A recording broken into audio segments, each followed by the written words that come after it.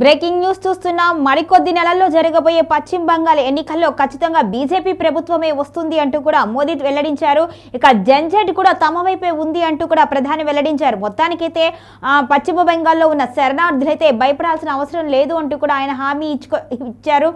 దీదీ చేస్తున్న అరాచకాలే ఆమెను పక్కన పెట్టడానికి కారణము అని విమర్శకులు అయితే చెబుతున్నారు. ముఖ్యంగా కుంభకోణాల విషయం కావచ్చు, ఇక అవినీతిమైన పనులు కావచ్చు, ఇక సాక్ష్యాలను తారుమారు చేయడం కావచ్చు, ఇలా ఎన్నో విషయాల్లో దీదీ వైఫల్యాలు కనిపిస్తున్నాయని, అందుకే ఆమెకి ఇంతవరకు అవకాశం ఇచ్చినా ఆమె మెరుగైన పాలన అయితే చేయలేకపోయింది.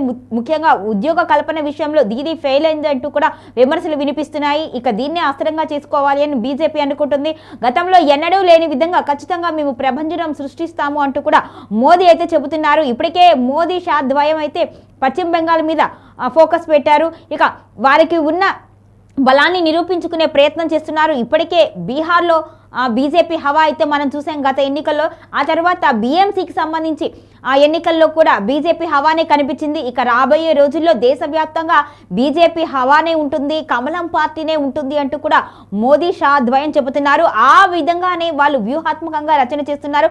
ఈసారి పశ్చిమ బెంగాల్లో దీదీ కోటను బద్దలు కొట్టాలి అని కమలనాథులు భావిస్తున్నట్టుగా తెలుస్తుంది. అందుకు తగ్గట్టుగానే వ్యూహం చేస్తున్నారు. ప్రస్తుతం జంజట్ కూడా అంటే యువత కూడా ఎక్కువగా బీజేపీ వైపే మొగ్గు చూపుతున్నారు అనేదైతే తెలుస్తుంది. ఎందుకంటే ఉద్యోగాల విషయంలో అయితే దీదీ సానుకూలంగా లేదు. అసలు వారికి అవకాశాలు కల్పించకపోవడంతో యువత ఎక్కువగా వలసలు వెళ్ళింది. అందుకోసమే ఈసారి దీదీని పక్కన పెట్టాలి, టీఎంసీని పక్కన పెట్టాలి అనే ఆలోచనలో పశ్చిమ బెంగాల్ ప్రజలు ఉన్నారు అని కూడా విశ్లేషకులు చెప్తున్నారు. మొత్తానికైతే పశ్చిమ బెంగాల్ మొక్క చిత్రం అయితే ఈసారి మారే అవకాశం ఉంది. ఇక మరి గట్టి పోటీ ఇస్తుంది దీదీ కూడా అని మరికొంతమంది చెప్తున్నారు. ఇప్పటికే సర్కు సంబంధించిన సర్వేని అడ్డుకునే ప్రయత్నం చేస్తుంది దీదీ. అయితే అక్కడ చాలా మంది వలస వచ్చిన వాళ్ళు ఉన్నారు, అక్రమంగా ఉన్నవారు ఉన్నారు. వారికి ఓటు హక్కు ఉండడం వలన గెలుపు తన వంతు అవుతుంది అని దీదీ భావిస్తుంది అని విశ్లేషకులు చెబుతున్నారు. మొత్తానికి చూసుకుంటే ఈ ఎస్ఐఆర్ విధానం తర్వాత చాలా ఓట్లు రద్దయ్యే అవకాశం కనిపిస్తుంది. దాని ద్వారా బీజేపీ అక్కడ హవా కొనసాగే అవకాశం ఉంది అని మరికొందరు విశ్లేషకులు అయితే చెబుతున్నారు. మొత్తానికైతే పశ్చిమ బెంగాల్లో ఉన్న శరణార్థుల విషయంలో కూడా ప్రధాని మోదీ హామీ ఇచ్చారు. ఎట్టి పరిస్థితుల్లోనూ భయపడాల్సిన అవసరం లేదు అంటూ కూడా చెప్పుకొచ్చారు. ఇక దీదీ పాలనపై రాష్ట్రంలో వ్యతిరేకత మొదలైంది. ఇక కేంద్ర సహాయాలు బెంగాల్కు చేరకుండా అడ్డుకుంటుంది అంటూ కూడా మోదీ ధ్వజమెత్తుతున్నారు. మమతా బెనర్జీ ప్రభుత్వ వైఫల్యాలను ఎత్తిచూపుతున్నారు. విమర్శకులు కూడా అవినీతి మరియు కుంభకోణాలు ఉద్యోగాల కల్పనలో వైఫల్యం చెందింది అంటూ కూడా ఆరోపిస్తున్నారు. ఇక బొగ్గు విషయానికి సంబంధించి కూడా తీవ్ర ఆరోపణలు ఎదుర్కొన్నట్టుగా తెలుస్తోంది. మొత్తానికైతే ఇటీవల ఈ పరిణామాలు ఎక్కువగా కనిపిస్తున్నాయి. అవినీతి మరియు కుంభకోణాలు, శారదా చిట్ ఫండ్స్ కుంభకోణం వంటి పెద్ద కుంభకోణాలతో పాటు రీలైఫ్ పంపిణీల్లో కూడా అవకతవకలు ఉన్నట్టుగా ఆరోపణలు వచ్చాయి. ఇక ఉద్యోగాల కల్పనలో కూడా వైఫల్యం చెందింది దీదీ అంటూ విమర్శిస్తున్నారు.